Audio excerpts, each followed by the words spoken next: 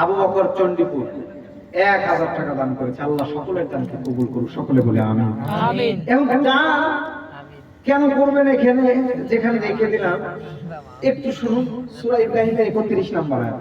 আসলে শুনুন, আল্লাহ রাসূল বিদায় হজের ভাষণে কি বলেছিল বলেন? একটা কথা হাদিস বলেছিল, যারা একটু জাননেওয়ালা ব্যক্তি আছে তারা বুঝতে পারবে। তারাকতু ফীকুম আমরাইন লান তাদিল্লু মা তামাসসাকতুম বিহিমা কিতাবাল্লাহ ওয়া সুন্নাত রাসূলি।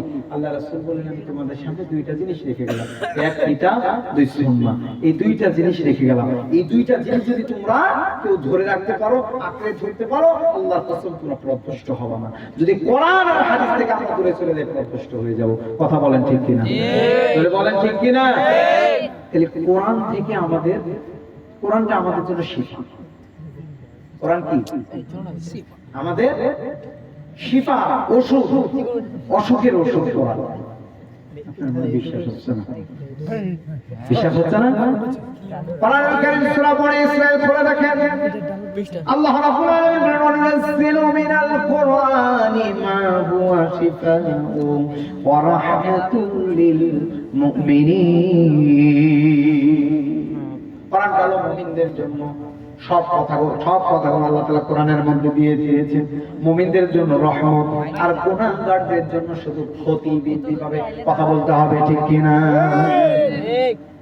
মৃত্যু আসার আগে আমার আপনার সকলকে দান করা লাগবে। আল্লাহ তাআলা বলেন, ওগো নবী জি আপনি জানেন, কুল্লি ইবাদিয়াল্লাযিনা আমানু ইকিমুস সালাতা ওয়া ইউনফিকু মিম্মা রাযাকনাহুম সিররাও ওয়া আলানিয়া মিন ক্বাবলি আন ইয়াতিয়া ইয়াউমুন লা বাইউন ফীহি ওয়ালা খিলাফ। আল্লাহ রাব্বুল আলামিন বললেন, নবী আমার আপনি আপনার উম্মতদেরকে জানায় দেন, तमाम পৃথিবীর মানুষদেরকে জানায় দেন, তারা জানো কুল্লি ইবাদিয়াল্লাযিনা আমানু, ঈমান আনার লাগবে কার উপরে? আল্লাহর উপরে। জোরে বলেন আল্লাহর উপরে ঈমান আনার লাগবে। ঈমান আনলে হবে না। 2 নাম্বার ওয়া ইউকিমুস সালাহ, সালাত কায়েম করা লাগবে। সালাত কায়েম করলে হবে না। ওয়া ইউনফিকু মিম্মা রাযাকনাহুম সিররাও ওয়া আলানিয়া। রাসূল বললেন, আল্লাহ তাআলা বললেন, নবী আমার আপনি জানায় দেন, ঈমান আনার পরে সালাত কায়েম করবে। সালাত কায়েম করার পরে না আমার দেওয়া রিজিক, আমার দেওয়া সম্পদ, এগুলো কাদের? আল্লাহর। আল্লাহর। আল্লাহর। জোরে বলেন, বলেন কাদের? আল্লাহ। এই কথা বললেন, আমি যেমনি দানের কথা বলবো কি কয় হয় জান। আমি আপনাকে বলছি, আল্লাহ তোমার কাছে আয়াত আছে, তুমি কি কোরআনে আয়াত দিয়েছো নাকি? কোরআনুল কারীম সূরা তাওবার 111 নম্বর আয়াত আল্লাহ তাআলা বলছেন, ইন্নাল্লাহা আশতারা মিনাল মুমিনিনা আনফুসাহুম ওয়া আমওয়ালাহুম বিআন্না লাহুমুল জান্নাহ। আল্লাহ তাআলা ক্রয় করে দিয়েছেন, আমরা বিক্রি করেছি। বুঝলেন তাই না? কিসের বিনিময়? আমাদের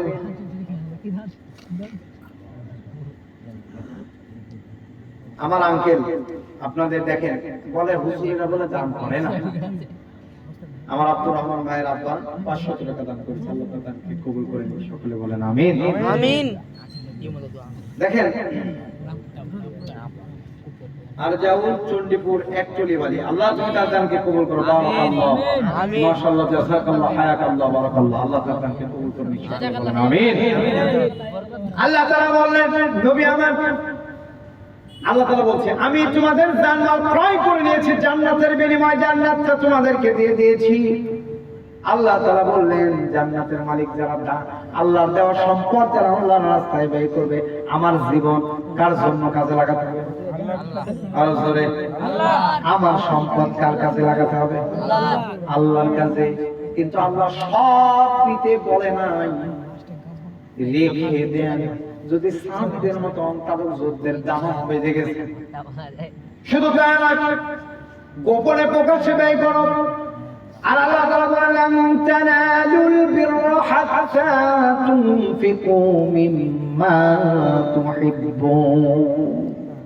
সূরা আলে ইমরান 92 নম্বর আয়াতে আল্লাহ তাআলা বললেন, পশ্চিমকালে তোমরা কল্যাণ লাভ করতে পারবা না, বরকত লাভ করতে পারবা না, যতক্ষণ না তুমি তোমাদের প্রিয় বস্তুটা আল্লাহর রাস্তায় ব্যয় করো। কে বলছো?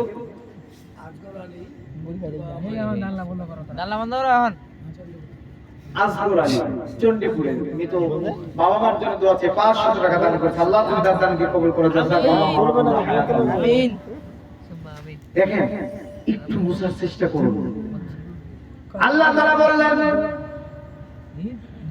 তোমরা কখনো কল্যাণ লাভ করতে পারবে না বরকত লাভ করতে পারবে না তোমাদের প্রিয় বস্তুটা আল্লাহর রাস্তায় ব্যয় করো আয়াতটা যখন নাযিল হলো হযরত আবু তালহা রাদিয়াল্লাহু তাআলা আনহু তার বাইরুহা নামক খেজুরের বাগান সুস্বাদু পানির নহর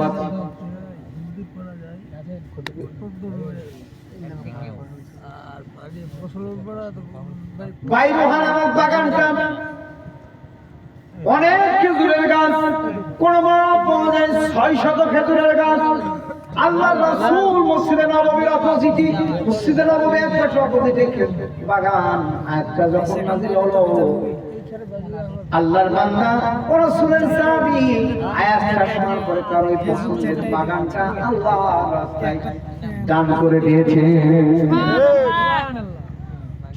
যদি খেজুরের বাগান যদি দান করতে পারে আল্লাহর সন্তুষ্টির জন্য মুসলমান ভাইয়ের সন্তান আমি মুসাফিরের হালতে আছি আপনি যেমন দান করবেন আপনার সন্তানরাও ঠিক তেমনি দান করবে আপনার জন্য আপনি যদি কৃপণ হয়ে থাকেন দান যদি না করেন সব পদ অনুযায়ী তাহলে আপনার সন্তানরাও দান করতে কৃপণতা করবে কথা কোন বাস্তব না বাস্তব যে বাবা মা আপনাকে আমাকে লালন পালন করলো সাতকে জারিয়া মানুষ মারা যাওয়ার পরে 3টা জিনিস চালু থাকে তার মধ্যে এক নাম্বার সাতকে জারিয়া আমি আপনাদের কাছে এখানে যারা আছেন আমি জানি না কার সামর্থ্য কেমন মা বোন যারা রয়েছে সেই তাবুক যুদ্ধে মা বোনদের দান সবচেয়ে সোনা অনেক দান এসেছিল আমি আপনাদের কাছে মুসাফিরের হালতে প্রায় 11:30 22 প্রায় 11:30 বেজে গেছে আমি আপনাদের কাছে মুসাফিরের হালতে আছি দ্বিতীয়ত জানি না তার কতটুকু সম্পদ আছে আমি আপনাদের কাছে কমপক্ষে এই এতিমখানা মাদ্রাসার জন্য লিল্লাহ বোর্ডিং এর জন্য